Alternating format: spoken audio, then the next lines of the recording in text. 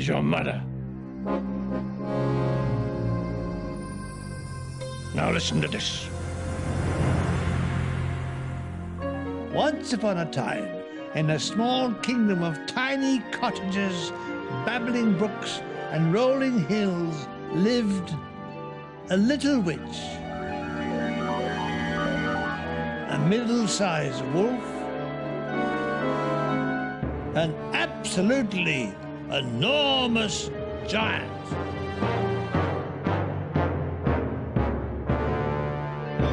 Also, there lived the crafty wee fox,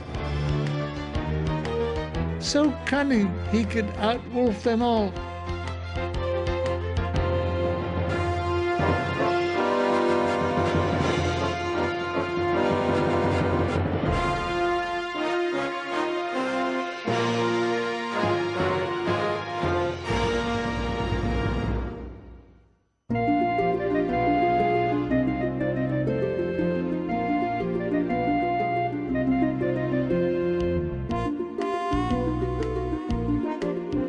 Once upon a time, there was a very greedy wolf.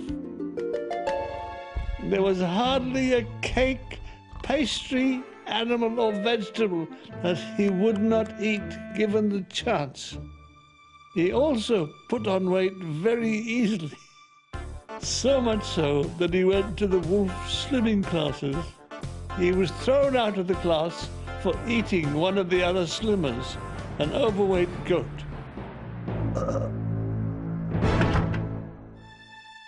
One day, he was dozing in the meadow after his usual gargantuan breakfast, when a cunning fox crept up to him.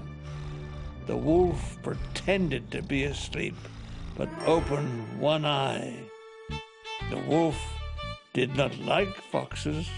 For one thing, he could not eat them, and for another, they were too cunning by half. The fox swished his bushy tail under the wolf's nose. Tickle, tickle, tickle, went the tail, until the wolf could pretend no longer. Ah, tickle, went the wolf. Oh, out fox again, said the fox. Did you notice no one ever said out wolf, always out fox? You may be cunning, my bushy-tailed friend, but notice how much bigger I am than you. That's because you're always eating, and no doubt you could do with some more food right now. The fox explained that he knew that the local butcher's shop had just had a delivery of meat. Let's go and get you a joint of meat. On the way there, they passed the vicarage. The vicar's wife had just made a wonderful meat pie, and guess what? The silly woman left it on the windowsill to cool down. The smell of the pie wafted through the air. Quick, get down, whispered the fox, or the vicar may see you. The wolf, fool, hid down below the windowsill, while the cunning fox reached up, grabbed the pie, and demolished it in a couple of mouthfuls. Hey, wait a minute, that's not fair. What's all this? Oh, out fox again, said the fox. That's twice in one day. Well, when we get to the butcher's, it's me, do you hear? Me who does the eating. And you are gonna do the watching.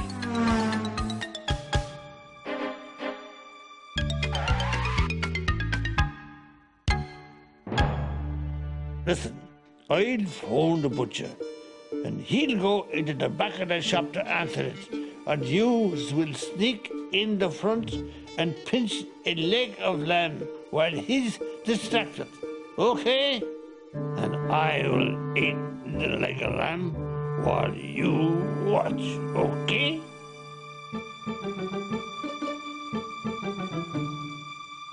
The wolf heard the phone ring as he tiptoed up to the shop.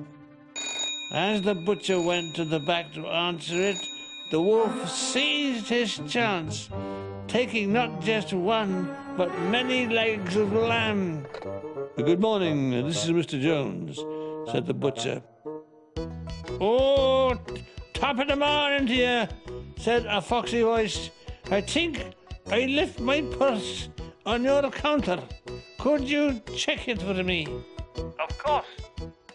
As he re-entered his shop, there was the wolf, loading himself up with legs of meat. "Get out of here!" yelled the butcher, chasing after the wolf with his prized meat cleaver. "Oh, why do these things just happen to me?" "'Tis because you's greedy. Had you settled for one leg of meat, you would have been away in plenty of time." "Oh, this is gonna take some thought."